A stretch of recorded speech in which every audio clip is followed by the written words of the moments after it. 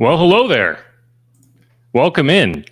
We're about ready to record another live version of the Inside Black and Gold podcast. We're going to just talk for a couple minutes, let some folks find us. But as you can see to my right, this bespectacled fellow is Steve Geller. I can see. And yes, he has been blind for years, and he just realized it. So they gave him glasses, and now he can now he's not going to be a liability on the roads as he has been. I was told by the eye doctor that if I had taken my driving test right now, I would have failed the eye. Yeah, eye before exam. The glasses. Yes, right, exactly. So that's great. I mean, you're still probably going to fail, but it's going to be because you're a terrible driver and not because you're blind. No. I'm a little aggressive, but just get out the way. It's all right. I can barely move because I was in the media flag football game, and it didn't go so well. We lost 33-14, but let's see. I have the clip. I found the clip of my shining moment, and I can actually share it with y'all here. Let's see. I gotta send it to myself. I was gonna say you had your highlight moment at least. Sure did. Okay. Yeah, I'm airdropping it to myself now, so I can show off. Okay, let's see if I can upload it here. Video file.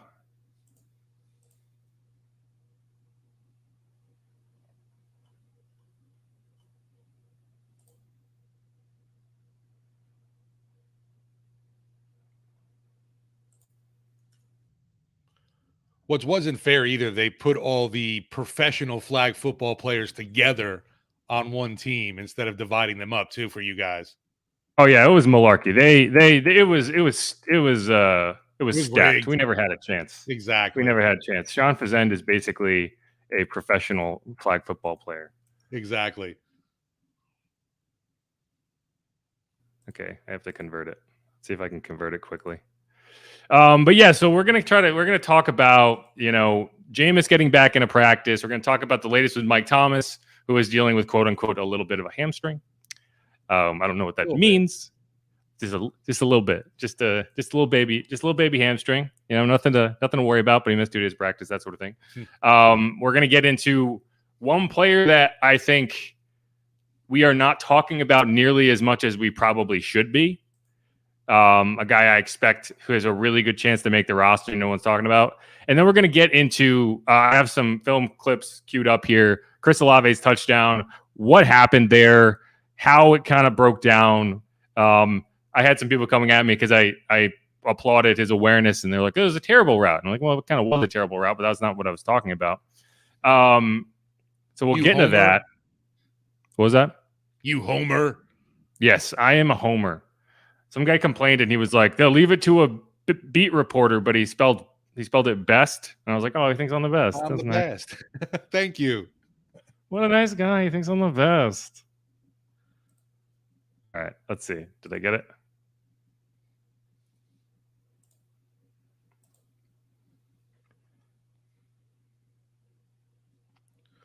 So overall, how did you feel like it was, Oh, we have it. We have it here. We have it here. It's in slow motion. Uh-oh. You ready? It's beautiful. Watch. Yeah, I'm hot. You hold it wide open. There it is. My shining moment. Touchdown. Yes, right here. Look at those hops. Look at that 10-inch vertical leap. Went up and got it. Terrible throw, though. Terrible throw. He left it way too high. I was wide open, as you can see. He made me jump for it. But I got it. We only scored 14 points. There were 6 of them right there. Wide open. Just over. Anyway, that's it. You're on a rare list of folks that have caught a touchdown in the Superdome now. Yes, I have caught a touchdown in the Superdome. I have caught more touchdowns in the Superdome than anyone on the Saints roster other than like Michael Thomas, maybe Traquan Smith. But yeah, so I think we vamped long enough. So let's start to get into it. We're gonna try to get into A little bit of a mailbag. So we're going to hit on Chris Olave's touchdown in the final segment, but I don't think it's going to take the full kind of 15 minutes. So if you have any mailbag questions you're interested in hearing, throw them in there, throw them in the chat, and we'll see how many we can get to in the last few minutes. I think that'll be a good way to close out the show. But with that in mind, Steve, do you want to kind of bring us in for the actual podcast? Sure. All right. There's no countdown for this now, huh? No, you're just going to go for it. Gotcha. Welcome in, all you Hoodats. We're here on Inside Black and Gold. Another edition with Saint Sideline Reporter. That's me, Steve Geller, along with WWL and Odyssey digital sports content provider, Jeff Nowak. And I provide content. That is what I do. And all catchers of touchdowns in the Superdome. Yes. And one touchdown having person in the Superdome. My shining moment happened yesterday with our 33-14 defeat, but all eyes were on me for that really, really bad out route that no one seemed to care about. And went up and got it. So you can't blame me. I scored my touchdown. And I felt it today. I woke up today very sore. I am an old 32, if you will. My hips, my ankles, my back, all feeling it. First thing I did this morning was pop like 3 Advil, and then I went out to Saints camp. And it was funny because you could tell everyone who played in that game, because other than Sean Fazende, who looks like he could do that every day, right. Everyone was just kind of like, oh, God. You should have asked one of the trainers, hey, you mind if I hit the cold tub real quick? Well, it was funny because the media person for the Saints, he was like, seriously, does anyone need ice? And everyone was like trying to be tough. And I was like, I kind of do, but I didn't take any and I regret it. But yeah. And then, you know, the kicker for that was they obviously had the practice in the dome yesterday on Sunday. And so we all got there at like 10:30, played the game. And then we were there until the end of practice, which was like 6:30. So it was like it felt 8 hours in the dome, but we got through it. And we'll have a lot on the practice in the dome. We'll have a lot on the practice today, which I was out at. We're going to get into the latest on kind of Jameis Winston, Mike Thomas, what we've seen from them. We're going to have some more news and notes in the first segment. In the second segment, we're going to get into a bit on one player that I think we are not talking about nearly enough. And when we are talking about him, most of us have been saying his name wrong. So we'll get into that. And then in the final segment, we're going to get into Chris Olave's touchdown, have some film we can go through because we're also posting this on YouTube. So if you're wondering why I'm referencing things that you can't see, go check it out on YouTube and we'll have that there. And then after that, we're going to get into a viewer mailbag, or we're going to answer some of the questions that have been filtering in throughout the recording. But first things first, let's hear from Dennis Allen on what he had to say about Jameis Winston getting back to practice the last few days. Good. It was good. A little rusty, but yet good to get him back out there and get him back going again. So I think anytime we get a guy back from an injury, you know, it's good to have him back out on the field. Yeah, and I think what he said there was true. He's a little rusty right now. He I think it was about a week and a half that he did not practice. You were up there for the joint practices. He got out there on the Wednesday or on the Tuesday, but he didn't really do anything. Then on the Wednesday, he worked in individual drills, but not team drills. And then, so he did not play in the preseason game. And then yesterday, he got into 7-on-7s, but didn't get into 11s. Today, he went through 7-on-7s and all of the 11-on-11s, so all the team sets except for, because there's always an except for, they always leave some room to grow, except for the final 2-minute drill kind of segment of the day, which was just Andy Dalton and Ian Book. But it is good to see him back out there because there was a lot of guys who were not out there today.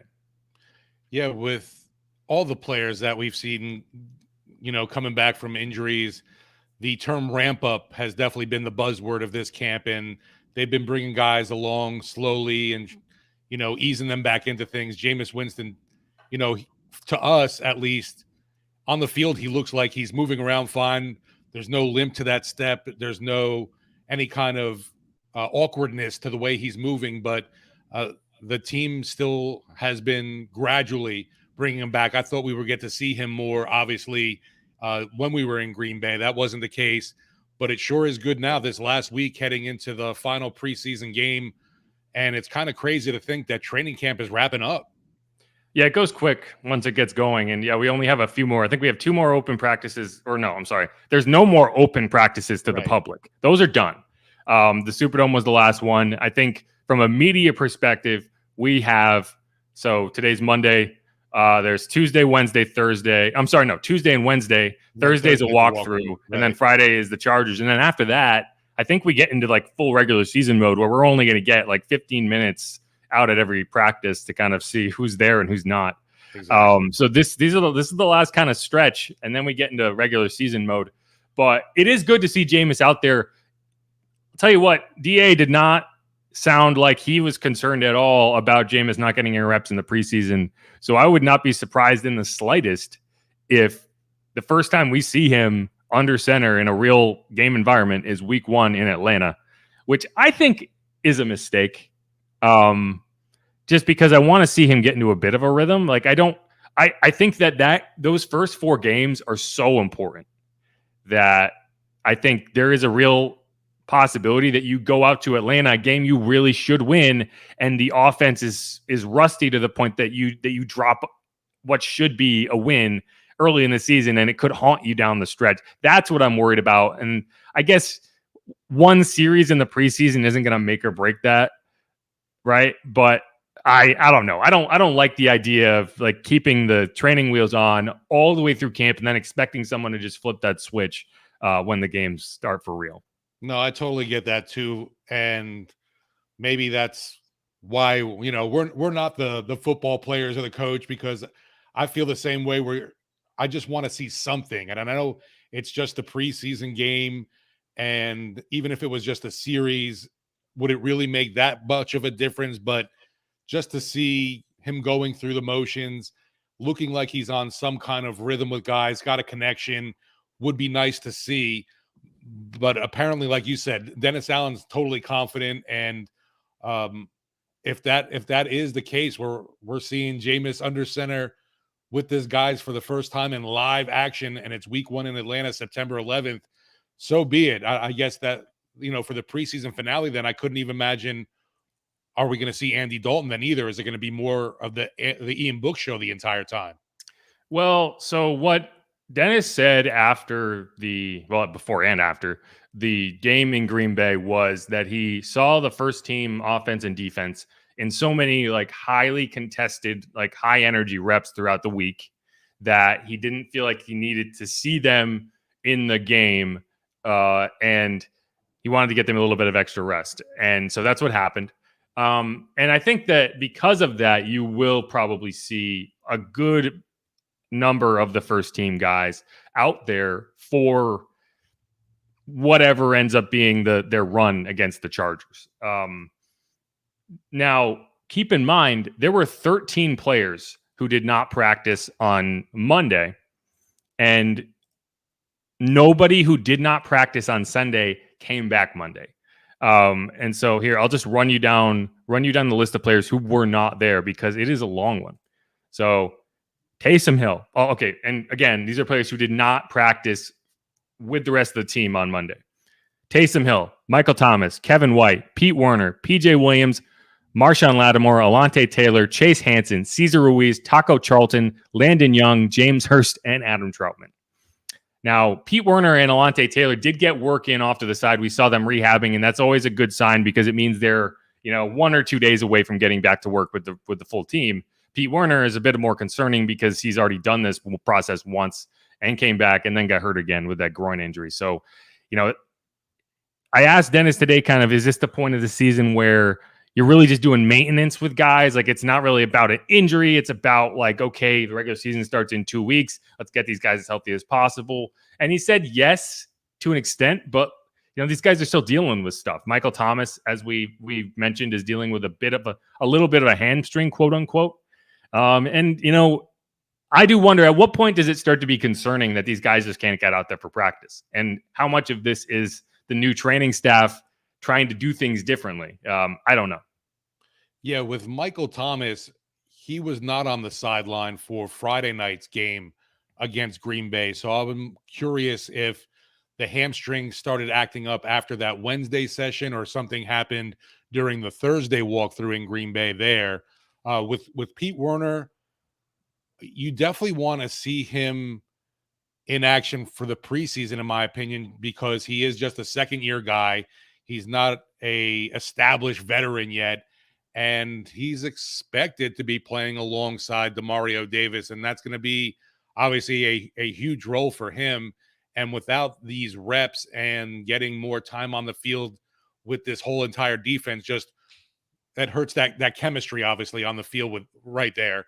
And we've talked about it. The groin injury is pretty serious because you know that it's something that is easily it doesn't go away, kind of thing, and can come back in a hurry if you don't be careful. And we saw that, like you mentioned, with him, was out to start camp, then came back, and then after a few sessions was missing in action again. At least we're coming in this final stretch of training camp here, and he was back on Monday. Hopefully a good sign of things that are on the mend for him. With Michael Thomas, I don't know how serious this little bit of a hamstring is. And I get it from fans, though. It's concerning just because he missed all last year with this ankle injury, and we've been pumping him up on how great Michael Thomas looks, and Can't Guard Mike is back. And now he's suffering another setback, and it's a different injury. And a hamstring's another thing, like a groin, that they can linger and not go away. They're kind of a nagging thing. Yeah, I think, and I know they will not say this now, but I have a feeling that a lot of these absences are the abundance of caution absences, right? And I think when we get to the regular season, the process is going to change for what keeps someone out. Because I think at a certain point in the season, everyone's playing through something, right? And I think what's happening right now is like, if there's anything, you're not practicing. And I think this is kind of a overcorrection from last year when, we've talked about it to death, 58 different starters. And especially for a guy like Mike Thomas, who you just want to make sure that you are catching everything early with him and his recovery. So he says, yeah, my hamstring's a little sore, and that's a little bit of a hamstring. Hey, my hamstrings are incredibly sore today. I probably couldn't practice if I had a practice, right? Like sometimes you're just sore. And I don't get a day off from my job like Mike does. That's a joke. He has a much more difficult job than I do, at least from a physical perspective. So yeah, I think that's what we're seeing, right? There's no way that there are 13 players on the Saints who are dealing with actual injuries. I think it's just a lot of maintenance. And once we get to week 1, we're going to see that maintenance be a little more subdued because they don't want to put 13 people on the injury report every week. Right. And they don't want to tell, because when you miss practice like that, you have to tell people what's bothering you, right? And that is not something that you want to do if, because everyone on your roster is dealing with something, like I said, but you don't want the other team to know that, like, oh, his hamstring sore, right? That's not like the information you want to give to the other team. So I think we're going to see players participate in practice more regularly than we have seen in training camp, because this is weird. I don't like seeing 13 names out of practice. I don't enjoy taking attendance when there's 13 names out of practice because it takes a lot longer.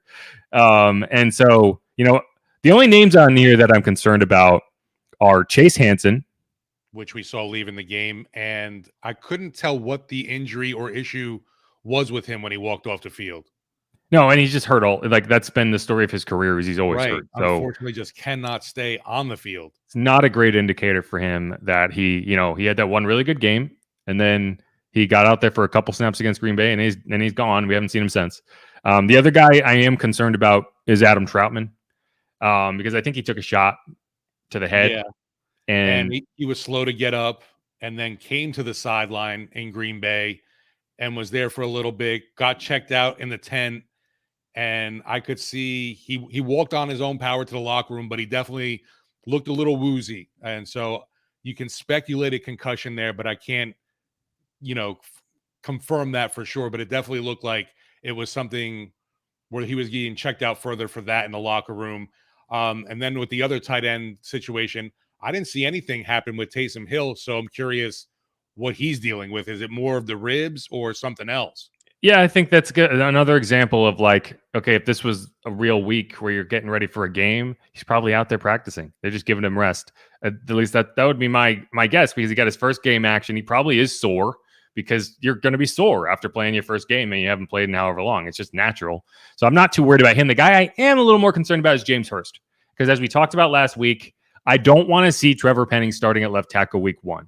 I think he looked way better in pass protection, specifically week 2, which I'm glad that I told everyone to pump the brakes, because, like, yes, he improved in a lot of the areas that he really struggled in week 1, and that's what you want to see for a rookie. Now, he's going to struggle at times, and I know the reaction is going to be, oh my gosh, I drafted this guy in the first round. Rookies struggle. It's just a fact of life, and that's why I don't want to see him out there week 1. So hopefully James Hurst is just kind of, he got stepped on, I think. He gets some sort of, as Dennis Allen put it, foot.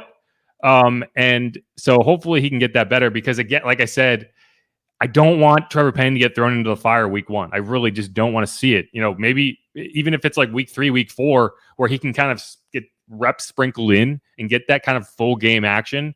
That's what I want to see for him. I want to see him ramped up into that position, not just thrown into the fire where his confidence just goes down the toilet.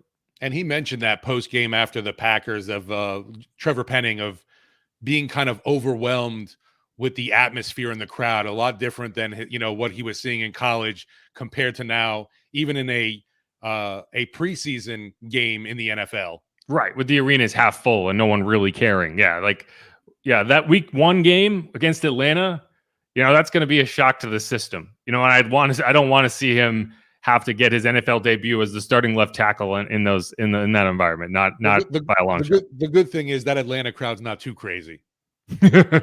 Yeah. Well, I mean, they don't show up until the second quarter, right? So, and then they leave before the fourth quarter. So, you know, just get them the reps early. Like, maybe I'm wrong. Maybe you should do the opposite. But all right, that's where we'll wrap up that news and notes segment. We're going to take a quick break and then come back with the player that I think you are not talking about enough, and you are saying his name wrong. I guarantee it. I definitely was. Yep. Stick around on Inside Black and Gold. Okay. So, let's do this. Do you need a break? Do you want a commercial? No, I'm good. All right, let me get a drink of water. Hydrate.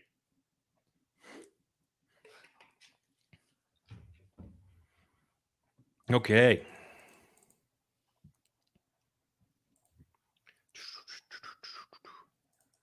Okay, and just a reminder, in the final segment, we're going to go through Chris Olave's touchdown, and then in the second half of that kind of segment, I want to get some of your questions answered. So throw any of your kind of mailbag questions in there, and we'll try to get to them before we leave today. I don't see many in there right now, so there's spots to be had if you want to see your name pop up there. So remember that, and if there's no questions, then we'll just leave early, and I'll go get drunk. Oh wait, did I say that out loud? I was supposed to be in my head. Okay. You got to, gear up for the big game tonight. The big game? We have Monday Night Football. Falcons are playing. A little bit interesting. Yeah, exactly. Ooh. Falcons Jets too. Ooh. Yeah. The preseason is so bad. I try to get excited for it. I like the names pop up and I'm like, wow, that looks like a football game. And then I watch for about 5 minutes and I just can't do it. Okay, preseason football or USFL football? It's a good question. So, like, preseason's, it's like a different thing because I at least can justify watching a preseason game as like, if the Saints are playing that team later in the year, and I'm just like, okay, at least like I'm studying a little bit, right? Or like, I like to watch the Giants games because I grew up a Giants fan, and I still, it's awful. It's always bad. They never win, but it's like something to do where I'm like watching a football game and rooting for a team without working, so that's kind of nice. But yeah, you wouldn't find me watching a USFL game under any circumstance. I'm sorry, I just can't do it.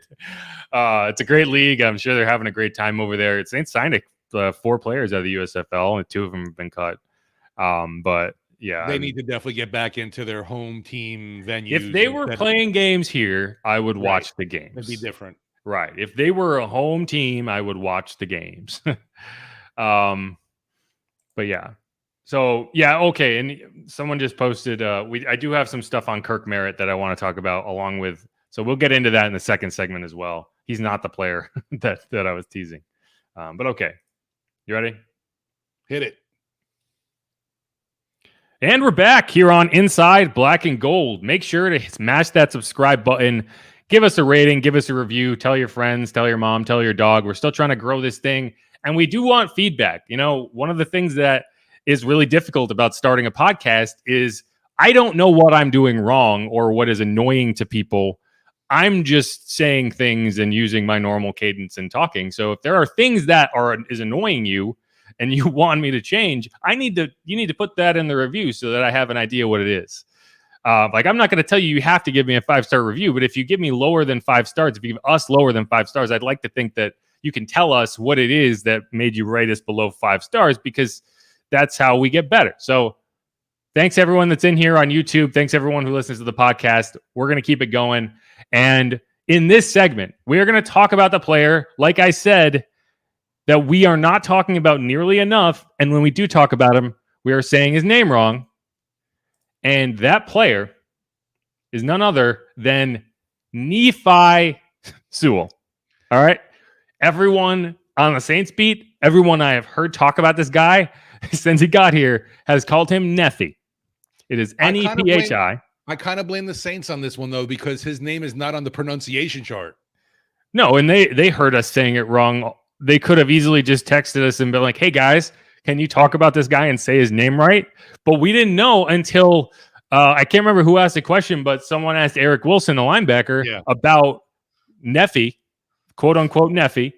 And he said, oh, Nephi. And everyone was like, what?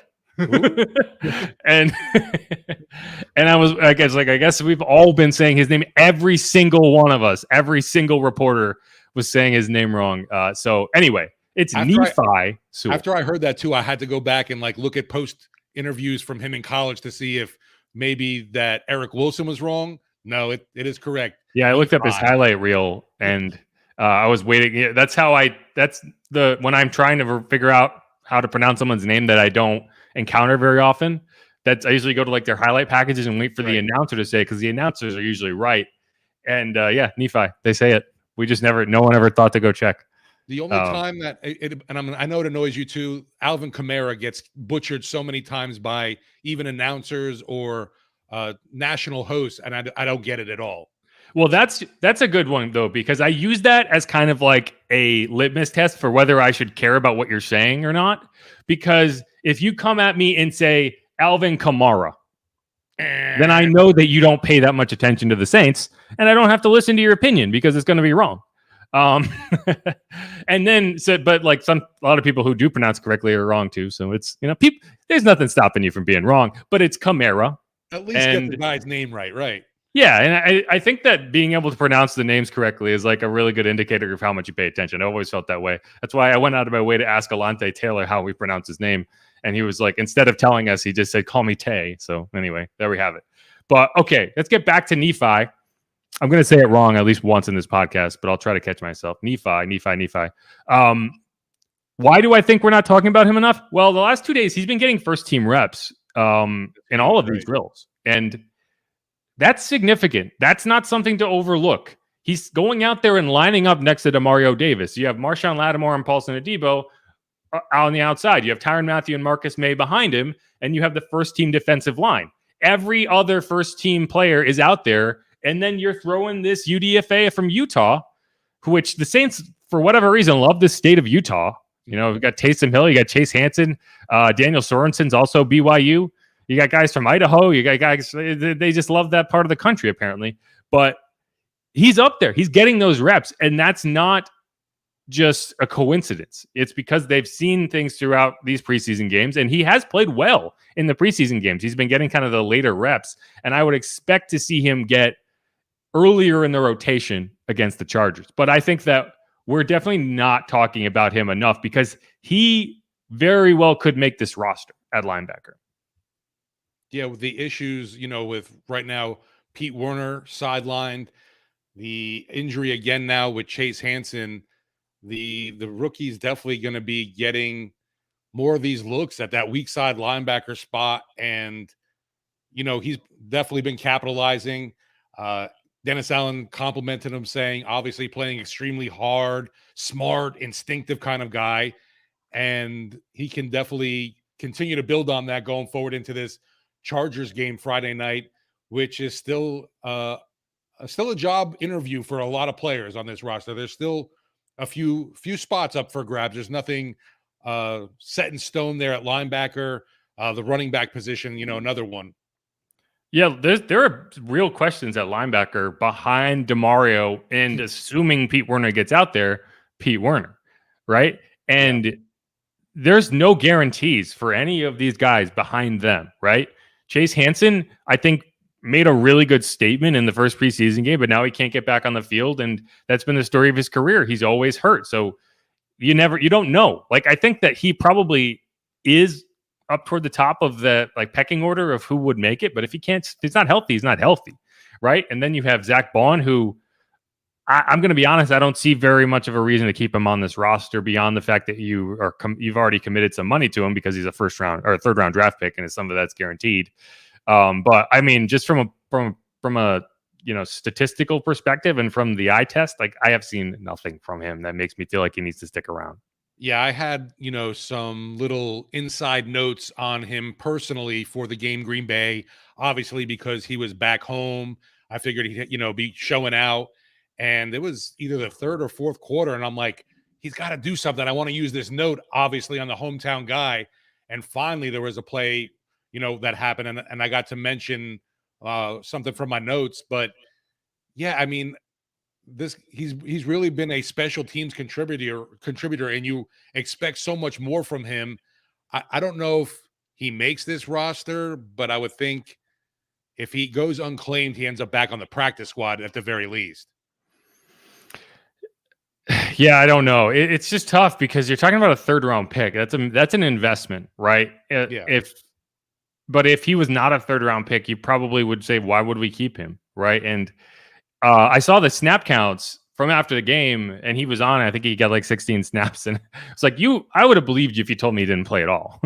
I did not one time throughout that game was I like, oh yeah, there's Zach Bond making a play, and that's not a good thing. It's not a good thing when you have a guy like John Bostic who showed up that week and led the team in tackles, right? Eric Wilson has forced 2 turnovers in the preseason games. He tipped the pass that Chase Hansen intercepted against Houston, and he knocked the ball out that PJ Williams recovered. I'm sorry. Yeah, Eric Wilson. That PJ Williams recovered against Green Bay.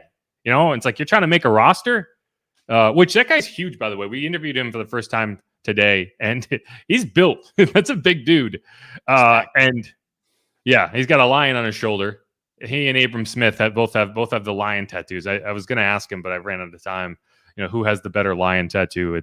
I think Abrams has him beat. But, Eric Wilson's a guy who I think will make this roster, right? And so you probably have 2 from that group of, Nephi, Eric Wilson, Chase Hansen, Zach Bond.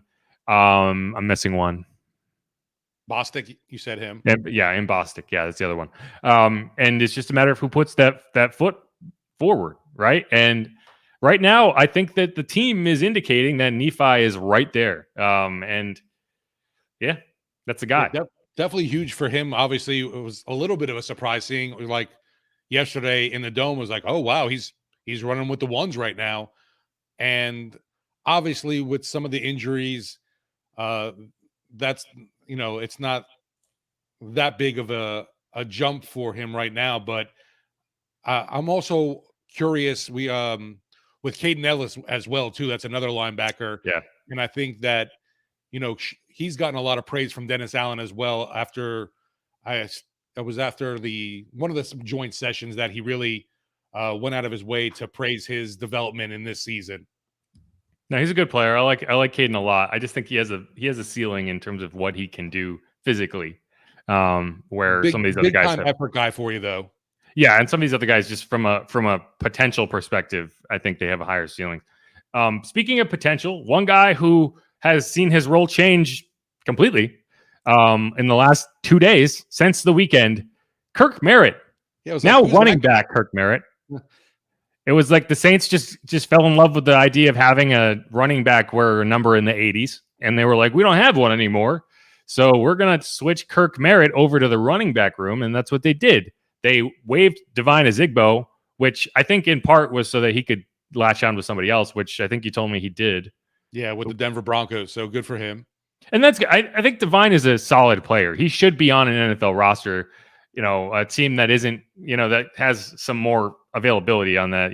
I think the Saints are a very deep team, especially at the skill positions. And, that's a big reason why he wasn't really able to crack that nut. But what Kirk provides at the running back position is a wide receiver at the running back position. And he is built like a running back. He's built a lot like Ty Montgomery. They look very similar. And then now that he's in the backfield, it's like seeing Ty Montgomery back there. So I think if you can get elite special teams play out of Kirk, and you have a guy who kind of can in a pinch play wide receiver, play running back, either or, that's a really good feather to have in your cap when you're just trying to figure out who that fourth running back is. Because I don't think Abram Smith has done anything to really get me excited about his ability in his rookie season, and maybe he's a practice squad guy if you can stash him there. But like a Tony Jones, if Dwayne Washington is your RB3, then I think Kirk Merritt is your RB4, right? I think that he's kind of supplanted Abram as that upside spot. But we'll see. We'll see a lot more in week 3 of the preseason against the Chargers, I think. Yeah, and I feel like the Saints obviously invested a lot in Abram financially as an undrafted, free agent. I know it's not crazy money, but still, I definitely think they still feel he's got something, and would be curious if they don't put him on the roster, if someone would want to swoop in and claim him and try to, work them into their lineup, or I don't know if Tony Jones Jr. has even done enough where someone would be interested in snagging him as well. That's the running back competition is still very interesting. Yeah, and I don't know whether Dwayne was kept out because he was dinged up, or if it was because they feel comfortable with him as the RB3. Because I think that there is a big difference there. He did leave the Wednesday joint session early, and then Thursday kind of saw him hanging out by the speakers that were blaring the sound at practice. So he was at least present, but not suited up or anything. Right, and that's why I'm not quite sure, right? Because if Dwayne is the RB4, then I think that Tony Jones probably is the RB3, right? I think that's kind of where you kind of make that determination. Right. But we don't know whether he's dinged up or not, because he hasn't been at practice the last 2 days either. So if he is not able to kind of put his foot forward to be that RB3, then I think it's Tony. Because I think when you look at the race and the competition that you have there, Tony had pulled in front pretty safely with his performance, not only on the field, or not only in the offense, but he had a tackle and an assist on special teams, and he returned kicks. And I think it's just when you're looking at those depth positions, if you can do 3, 4, 5 things, it's much easier to keep you on the roster. He would even had a better game. It was that unfortunate drop from Merritt, but seeing him, I don't call that a drop. I think you have to fully lay out to catch a ball. That's not a drop. I don't know. It looked like he should have had. I'd have to go back, I guess, and look at it again, but I felt like he should have had that one. I mean, he probably should have, but it would have been a spectacular catch, right? It's like if you're watching a baseball game, and would that have been an error? I don't know. Like, if you have to fully lay out, is it a catch like you make more than 50% of the time? I don't like in the game when the announcers were talking about it. And again, I'm a huge John Stinchcomb fan. I wish he called more games. He's fantastic. But like they were talking about, it's like, oh, that's like a routine catch. Like he was fully in the air, like stretch, like that's a hard catch. And it's like, if you have to dive for the ball, it was not a perfect throw. That's the other thing. And like if you put it too far out in front of him, because you want to get that guy in stride. Like if you throw it far enough where his only option is to dive and land and then get touched down, then that's not a perfect throw. Anyway, it would have been nice if he caught it. I think he might not have been moved to running back if he caught it. I did think, maybe that that return on special teams really made somebody go, wait a minute, what about putting Merritt in that Ty Montgomery / running back wide receiver spot? And yeah, we're seeing it now. And I think that's definitely, we always hear the more you can do to make this roster is something that's huge for him, and might put him ahead of somebody else just because of that versatility. And he looks really comfortable back there too. That's the other thing. Like, he does not look out of his depth at all. He played running back at Destrehan, so he's familiar with the position. And he's built like a running back. Like, he's built like he's not gonna get tackled and go and just break in half like a lot of the wide receivers. Like, if you put Chris Olave at running back, for example, like it's not what you want to see. But we're going to talk a little more about Chris Olave in the third segment. Was there anyone else you wanted to get to before we close out here? I'm trying to think of like anybody that, injury wise that we're kind of hoping to get back. We mentioned Hurst last segment, and I think that's going to be something obviously we monitor the next couple practices we're able to see before this preseason game. I'm pretty sure even if he is out there, we're not going to see him at all in the preseason finale. There's no need for that, but getting that offensive line set is obviously going to be key for the success of Jameis Winston as well, along with his health and getting more comfortable and, acclimated with this offense. I definitely want to see that full array of weapons on the field with him in a live game situation, but I know that's not going to happen either against the Chargers. We're not going to see a Jarvis Landry or a Michael Thomas. We might see Jarvis. I think there's a chance you see the entire offense but Michael Thomas. Like, I think there's a chance we see Kamara for a series. Yeah, I still think he's wrapped up in bubble wrap for week 1. It's possible, but if you don't, I think they do want to get a first-team running back out there. So you might see Ingram, right? I think you're going to see that. Yeah, if Jameis doesn't go, then you're going to see Dalton for a series. And I think you want to see the actual first-team offense, because you haven't really seen even that first drive against Houston. It was the quote-unquote first-team offense, but it was Traquan and Marquez and Dwayne Washington, right? So exactly. Yeah, I think there's no way, in my opinion, Mike plays on Friday. And I think Jameis is going to lobby to play. I think he wants to play. And so I think there's a good chance you see a Jarvis, you see Olave again. And we'll go from there. But it's clear that this team is not putting a very high premium on preseason reps. No, and I don't know. To me, I guess I would think there would be a little more, but it is just the preseason, and you don't want to see your guys getting hurt, obviously, and out for the year. But there's just, with so many new pieces, I just thought you'd want to get some of that continuity going. I would too. And one guy who got a bit of continuity going this past week is Chris Olave, and we're going to dive into his touchdown from Ian Book a little bit more, because it didn't quite go as planned, but I thought it still showed a lot about why the Saints like Chris Olave. So stick around on Inside Black and Gold. Make sure to rate, review, subscribe wherever you get your podcasts, and we'll be right back at you after the break. All right, I'm going to hit that commercial just because we have a new one and I want to show it off. Ooh. It's probably more annoying than the other one. Let's see. Here it is.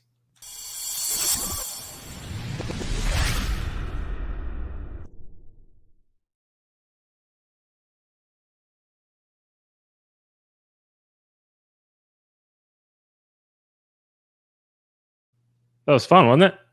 That was good stuff. Yeah, it was nice seeing that. I like the graphic and all. Yeah, we've been waiting for this. As you can see, we have our overlays set up. We've been waiting from the powers that be to give us our graphics package, and we got it. So it's nice. Next, we'll be taking orders for all your Inside Black and Gold swag coming soon. Yes. No, don't listen to Steve. Is not true. Yes, it's true. You will get no swag from me. Koozies, hats, T-shirts. Stop. You're gonna force us to have to give that stuff away because we don't have football. it. I'll just settle for them, putting us on our own app, which we are. We are on our own app now. So go check out the Odyssey app and subscribe. But because you do have to search for us though, because we're not featured on the NFL Saints page. Yeah, don't search Saints podcast because you won't find us. Our app is great.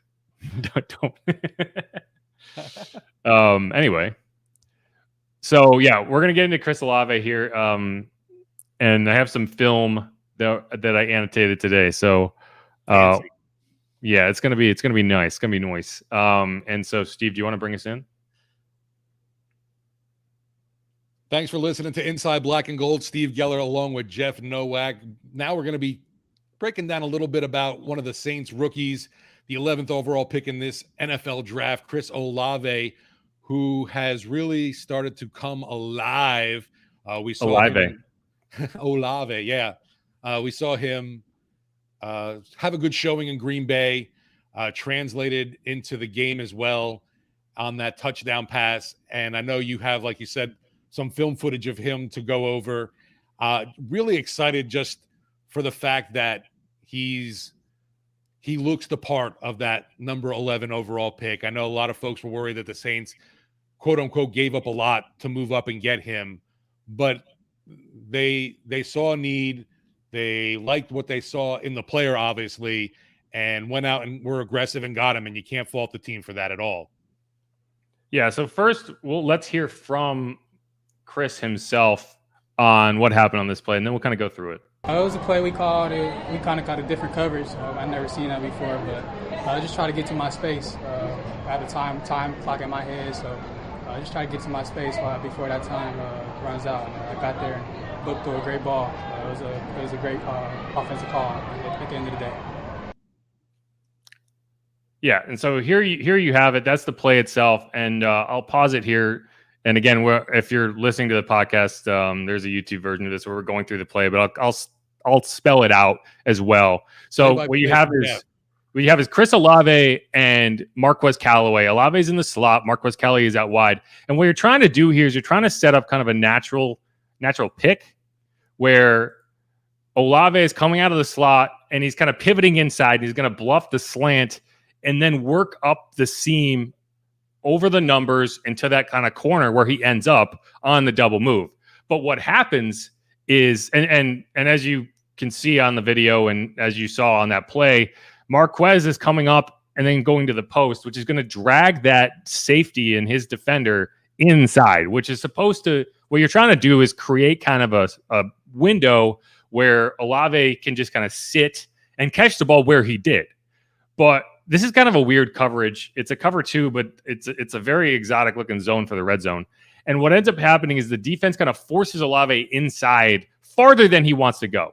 And you can see there, that's not where he wants to be. He already wants to be working upfield so he can kind of go under Marquez's hip and use that as kind of a natural rub to create that space. But he gets chucked inside. And what he does, and this is what I applauded after the game and got some grief because people were like, wow, it was an ugly route. It was a terrible route. Yes, this is an ugly route, but the way he recovers and finds his way back to the landmark that he's supposed to be on is what makes this a touchdown. A lot of rookies in this situation will get chucked inside and then just not understand where they are on the field and get lost. And then Ian Book's rolling out and he's like, well, where is my receiver? This is what happened in our flag football game yesterday because we had no idea what we were doing. And all of a sudden the quarterback's trying to throw to somebody and he's like, you guys are idiots. You're not running anywhere you're supposed to be running. And what Olave does really well here is finds his way back to his landmark. He's supposed to be coming up the numbers. So he kind of floats back up the numbers, sits in this space. And as Ian Book is rolling out, Olave is where he needs to be, where he's expected to be at the time he's expected to be there. And that's why you have a touchdown instead of a just dead play. Because once Book starts to roll out to the right, that is the only thing you can do is go to Olave there. He can't make another throw. Any other throw, he's throwing across his body across the field. The only option he has is to throw to Olave or throw it out of bounds. And Chris makes it so you can make that throw. And that is not as easy as it sounds. This was not busted coverage. This was the play working. And the play worked because he was able to get there. And I thought that it's not the prettiest route you ever saw. It didn't go how it was supposed to go, but it's just an example of a young player having really good awareness of where he is on the field, where he needs to be, and how to kind of sit in space and create that target. And he also showed up pretty good hands. I don't think this was I think we underestimate how difficult it is to kind of go away from your body and catch it and then work your way back into the field. I thought it was a very nice play.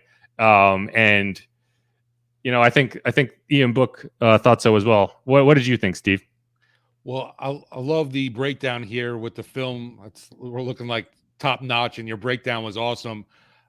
Just seeing Olave too, once he gets to that 10-yard line and that quick turn and speed he puts on is really impressive. And we just keep seeing more and more from this kid. That's a lot to love. And I'll go back to it again, just really anxious to see him more with Jameis Winston getting these kind of reps. This is obviously great for Ian Book and his confidence, but that chemistry he needs to keep building up with Olave, Jameis Winston, that is going to be key. And I worry about that not being there week 1 in Atlanta kind of thing.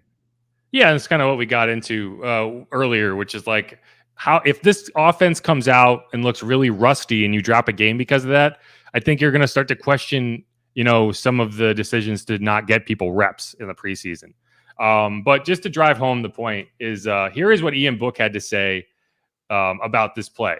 A lot of times I was telling him we try to, once he pivots, try to get a little bit of an outside release and have him work that up the numbers, up the hash mark into the end zone there. The guy was playing so outside, so he did a great job. We just kind of were on the same page. He got inside, and then he was still able to expand, which is huge. He got back on that landmark where he needs to be. That just shows you his feel as a rookie, which is pretty special. So half roll to the right and was able to put it over that flat defender and before the safety was coming. Great call by RC too. Great place to run that play. Yeah, and I think that's what Book is saying is he's able to find his way back where Book can make that throw, and that's what makes this touchdown. He also said it was a great play call by RC. So one thing that what's happening in this game that's worth mentioning is Ronald Curry, the quarterback's coach, was calling the offensive plays.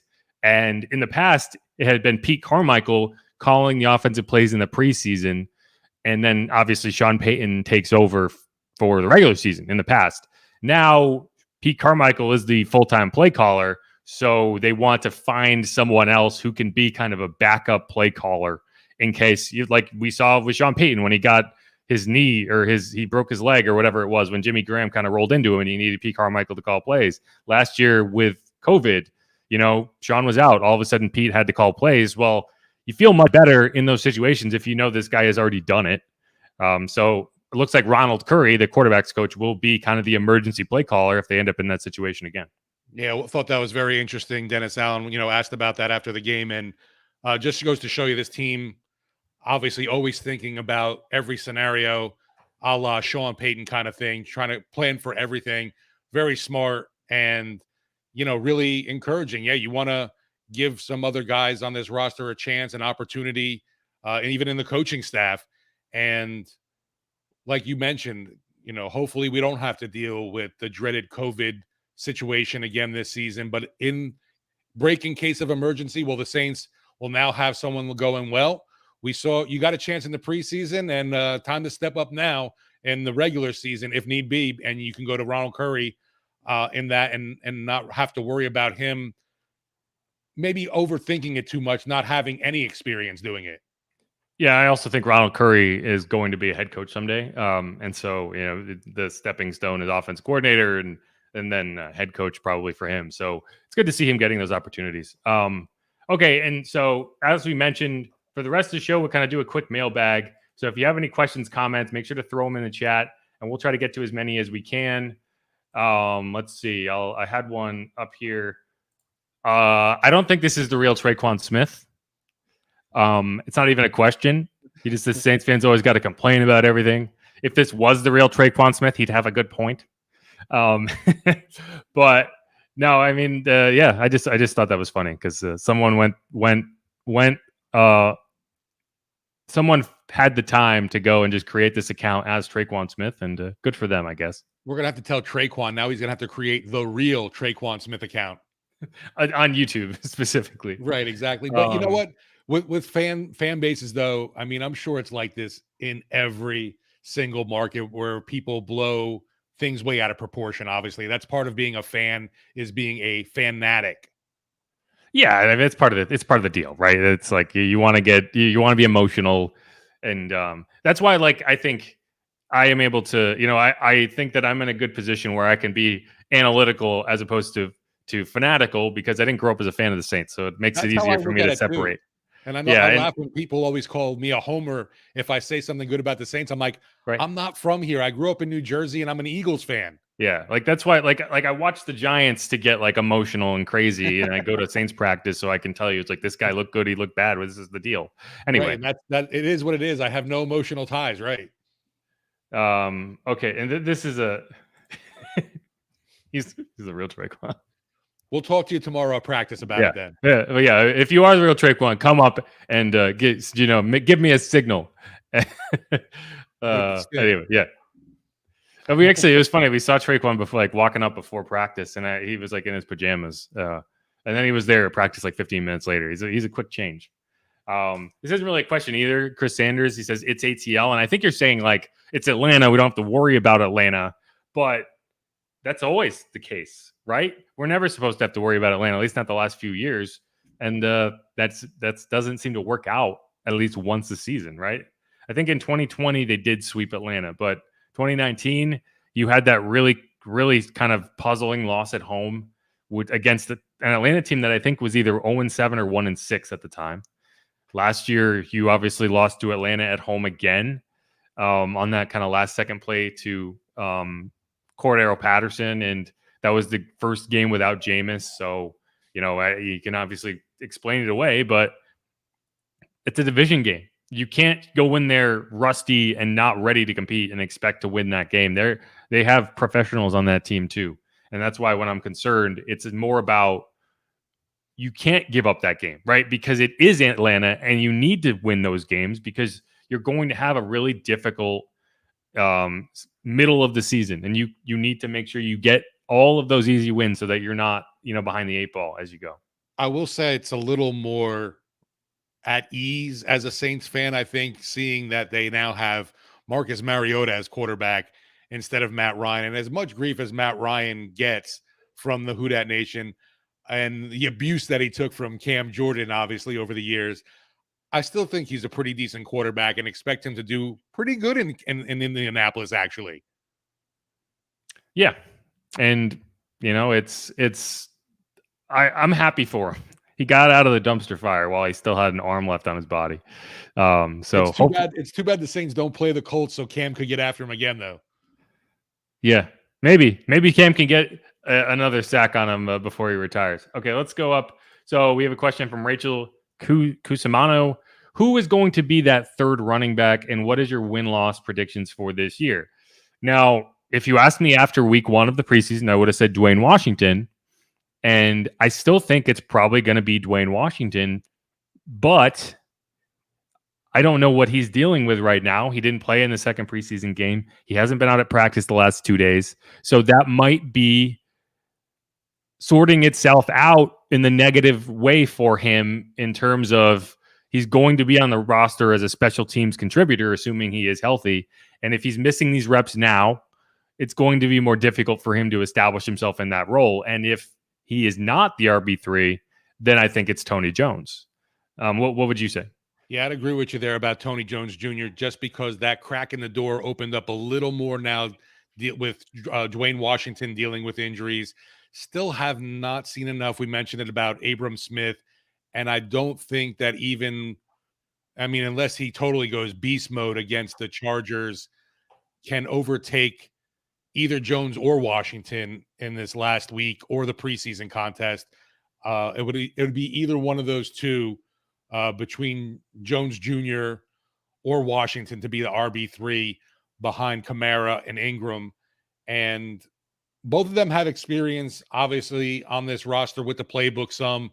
So that's another bonus that they have, obviously, over Abram Smith, too.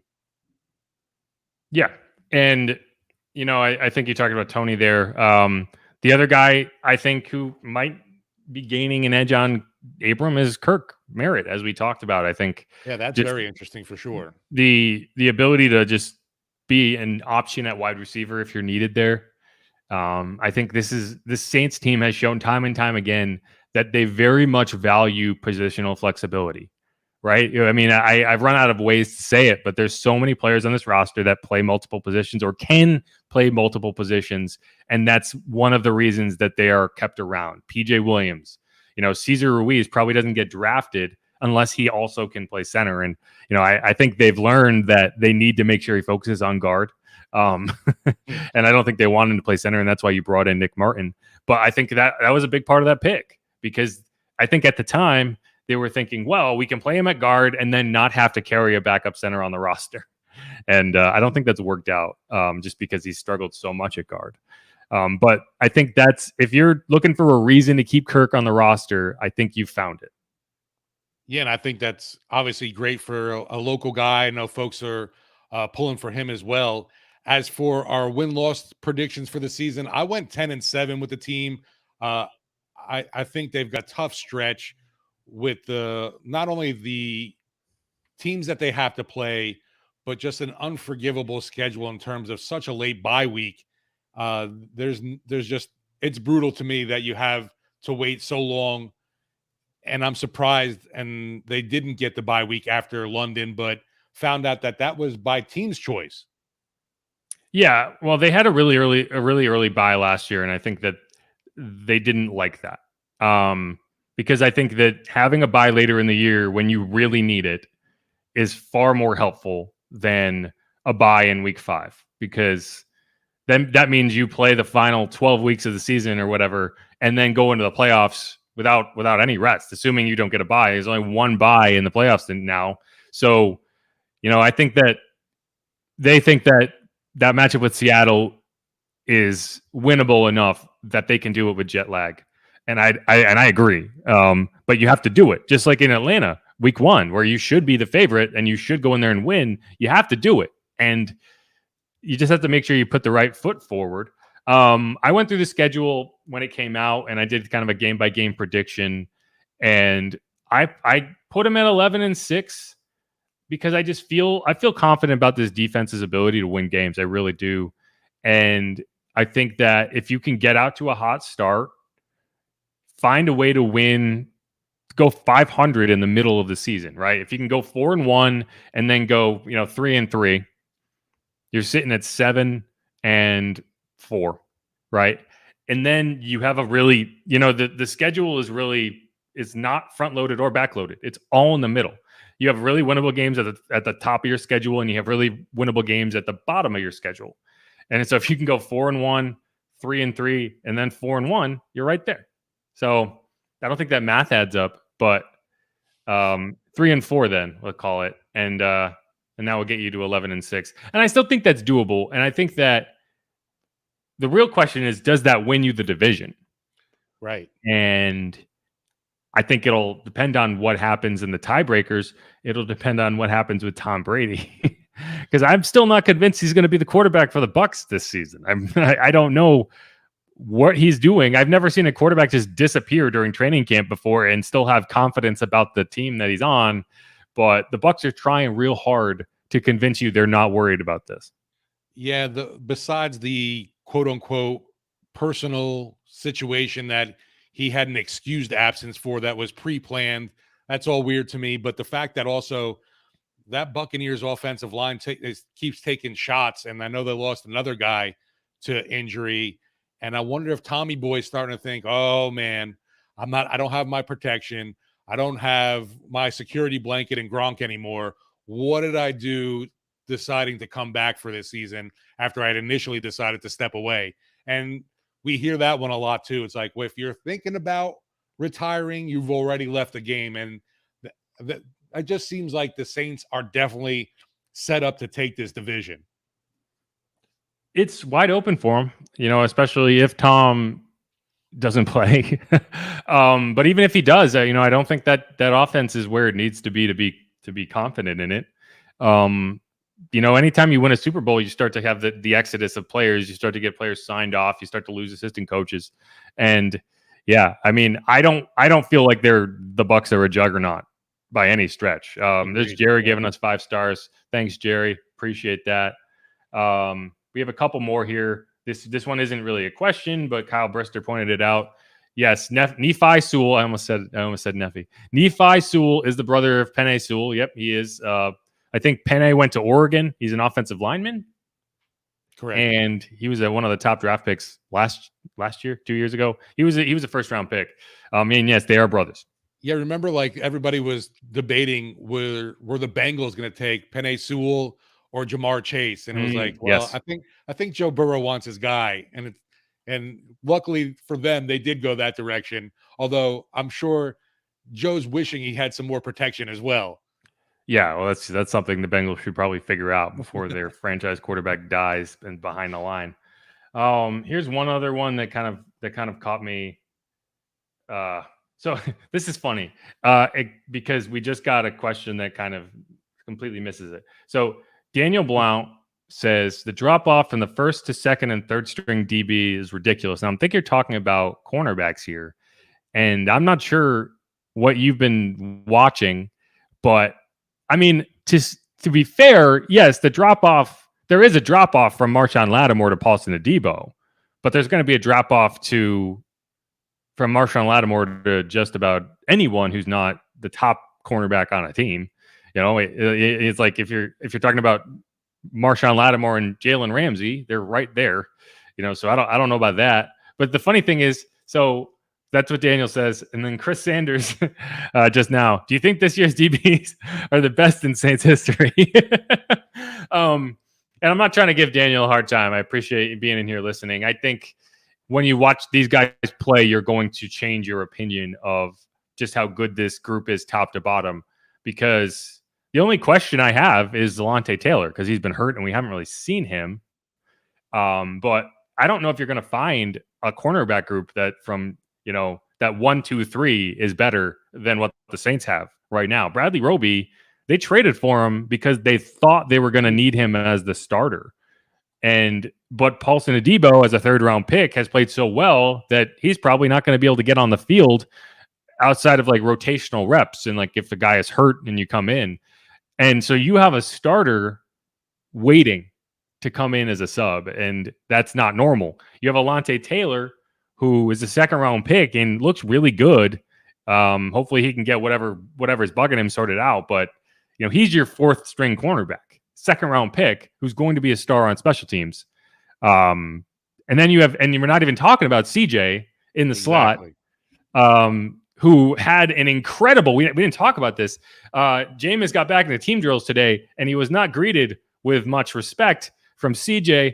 Who Jameis tried to loft a ball to Jarvis Landry, and CJ just reaches out with his right hand, just snares it like OBJ style, and just brings it down, and he starts talking. CJ was having a day. At one point, I think it was Vincent Gray who got beat on a route, and CJ just walks up and he's like looking directly at the media because Vincent Gray's right in front of us, and he says, "Come on, little bro, you're playing lazy as beep, lazy AF, if you will." He did not say AF.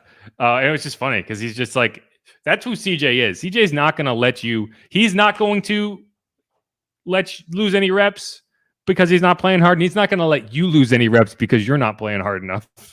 And Vincent Gray, I think he was playing like a guy who's pretty sure he's going to get cut.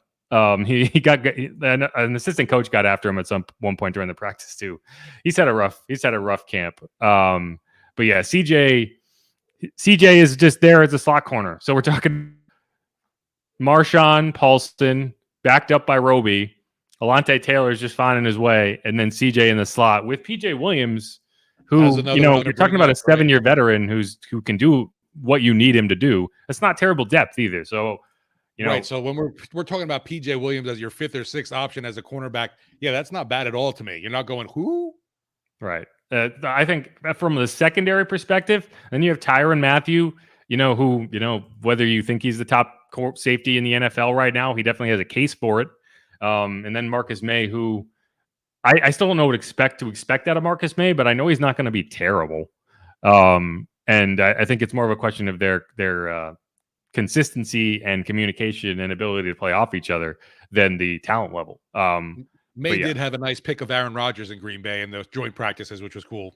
No, I think he's going to be solid, and I think they've talked a lot about multiplicity is the word, and kind of shifting them back and forth. Kind of have like Tyron's going to play strong, he's going to play free, and then Marcus is going to play strong, and he's going to play free, and they're going to kind of mix it up. I think in theory that's going to work a lot better than it will in practice, because I think that Marcus May is significantly more effective as a strong safety than he is as a free safety. And I think Tyron will be able to play both.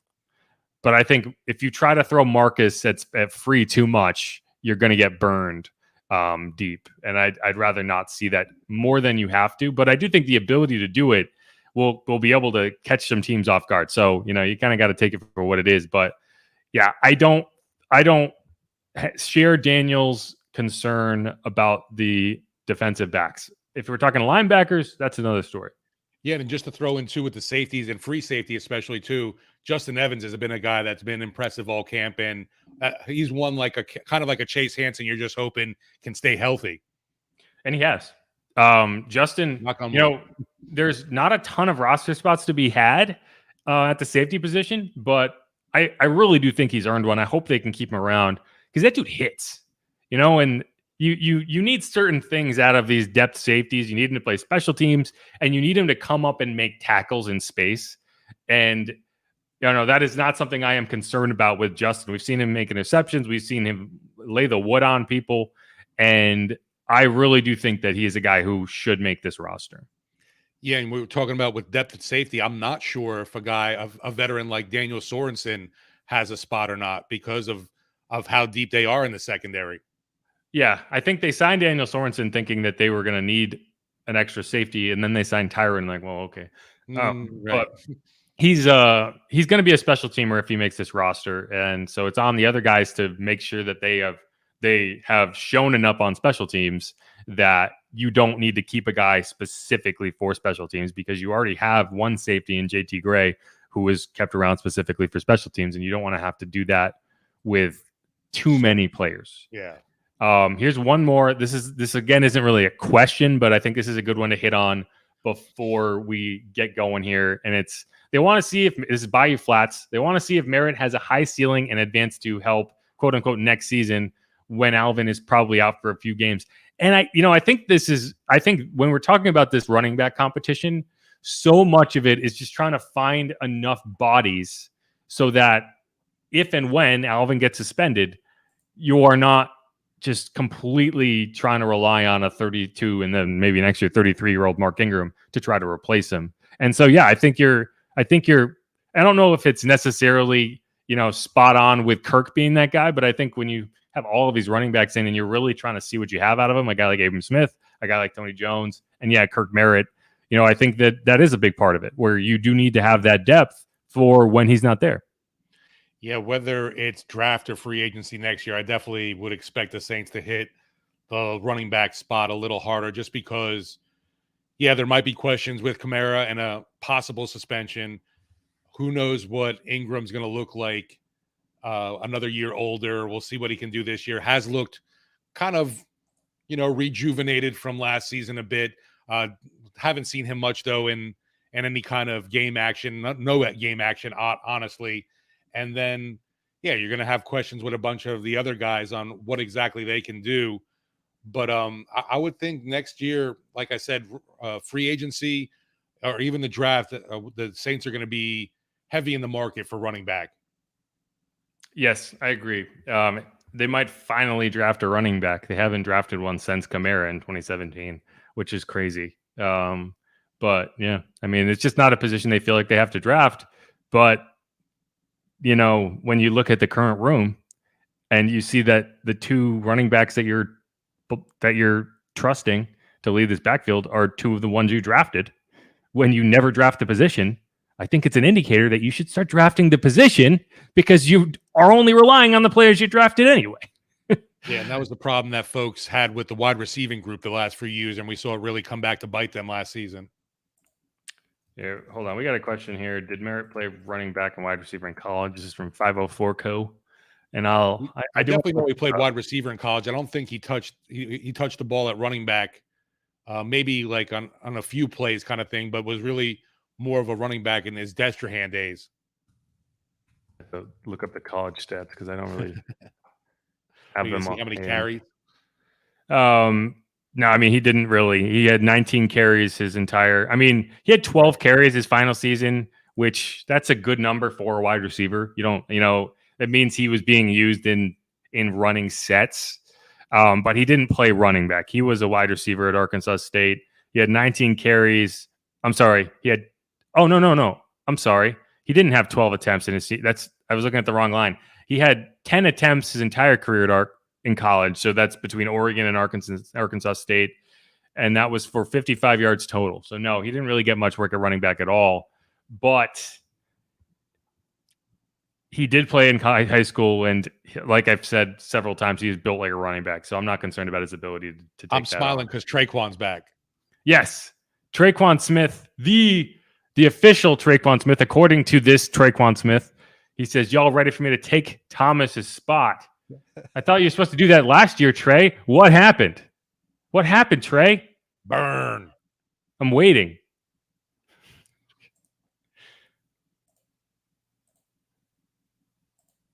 Okay, we got one. Hey, fellows, is Traquan and Kevin White twins? I don't know what that means.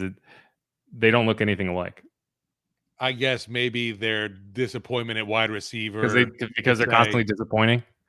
Well, yeah. Traquan was a 3rd round pick. Kevin White was the number 7 overall pick, I think. So yeah, Trey has that on him in that he's not a complete bust because I think he has at least, Traquan was a 3rd round pick and he does have like touchdowns in games and stuff.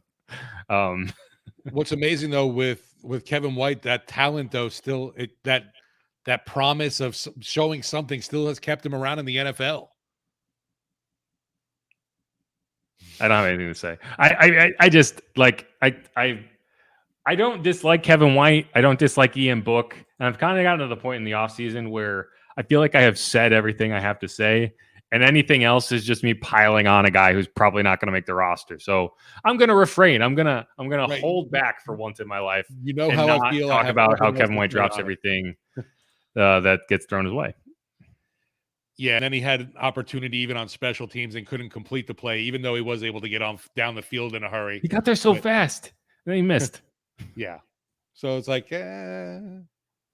but like I said, that promise of that talent that could be has still kept him around, though. Yeah. I mean, he looks good coming off the bus, and that's there's It'll be something to be interesting said if for the that. Saints don't end up keeping him even on the practice squad kind of thing. If some other team, opts to bring him in, which I could imagine. I could definitely see that happening. Like I said, just because of where he was drafted and that so-called promise of what he could bring to the football field. Yeah, I think that's definitely possible. The one thing that I think that we don't talk about enough is like we talk about guys getting claimed by other teams, but you got to remember all these other teams are cutting from 80 to 53 too. There's not that many rosters that are just like, oh yeah, we desperately need Kevin White. We desperately need this guy who we haven't seen all preseason, but has not been able to latch onto these other rosters.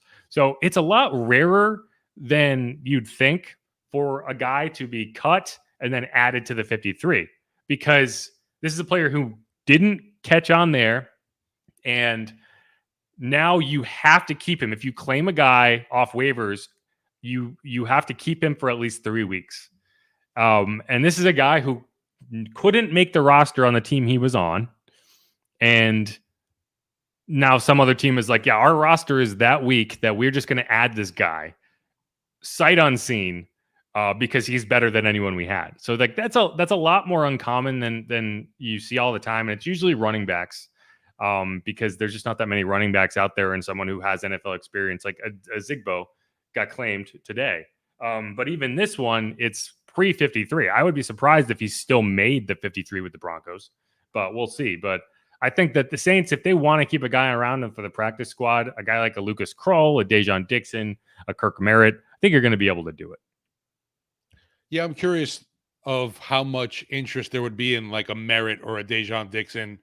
I know we've been, highlighting what they've been doing, and sure, the other markets definitely pay attention to what the local writers and reporters are saying. But would there be a roster spot for one of those guys to make a name for themselves somewhere else? Yeah. As you can see, Traquan says, I got injured, but I'm coming to earn my respect. This is the quote unquote real Traquan. I'm going to cut all of this out of the podcast because they're going to think like you're going to listen to this and be like, oh, that's actually, no, it's not. It's not actually Traquan. But he'll tell you who he is. And that you can see the context in the video, but you can't see it in the podcast. So this is only for you on YouTube. One more question. What happens if we're at practice and he comes up to us and he's like, yo? That would be very funny. It's not going to happen. But Ramsey Wars, do you all think that we bring back defensive tackle Malcolm Brown? I thought that the Saints were going to. I think if you were going to, you would have done it by now. Because you would have wanted him in town early enough that you could get a look at him in the preseason game. Right. He could have been in Green Bay last week with the team for sure. No, I mean, he got cut too late in the week to really be there for that, because they were going to sign him and say, come meet us in Green Bay. But if they were going to sign him, they would have done it early this week. So you could get a look at him, and then, you could maybe get a couple reps out of him against the Chargers and see if he's still the guy you remember. So at this point, no, I don't. I think probably not.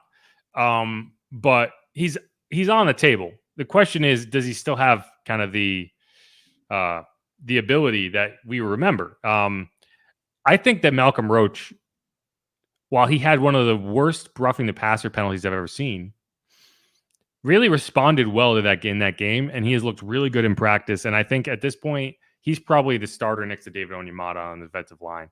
Now that could change. Maybe you do bring in a Malcolm Butler, but I think you feel comfortable with Malcolm Roach at this point.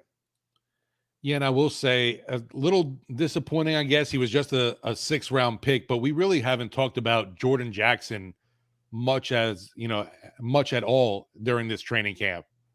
No, but I mean, I don't think he's played poorly. I think he's a young defensive tackle who's kind of finding his way. I think he's probably a cut and stashed on the practice squad. But yeah, that's going to be the case for a lot of people. And you have a bigger practice squad this year. I think it's up to 15 players. So you're able to get a bunch of guys on there. But yeah. Yeah, hopefully that, you want to see him be able to do something. But like I said, a 6th-round pick, you're not really expecting that much. I haven't really seen anything from him in, game action at all that would make him stand out on the tape. No, I agree with you there. But I think that's enough. Do you want to lead us out, or do you want me to do it? Go for it. All right. Well, that's going to wrap it up on this episode of Inside Black and Gold. Thanks for everyone who watched on YouTube, everyone who's catching the podcast. Make sure to mash that subscribe button. You can follow me on Twitter at Jeff_Nowak. You can follow Steve Geller on Twitter at Steve Geller WWL. Check out WWL.com for all the latest news, notes, and analysis. Check out Sports Talk on WWL AM 870 FM 105.3 and the Odyssey app that we are now on. Inside Black and Gold. Go check it out. Thanks, everybody. And see you later in the week. Steve, say something so they know you're alive. Say peace or something. One more preseason game, Hoodats, then the real deal. Let's go. There it is. Good stuff. And I don't know what he's asking me. I don't know either. It says, are you and Will Kane rated? Related, maybe. Maybe related. Yeah, but who's Will Kane? Was a guy on ESPN that's a host. I don't know if he still is.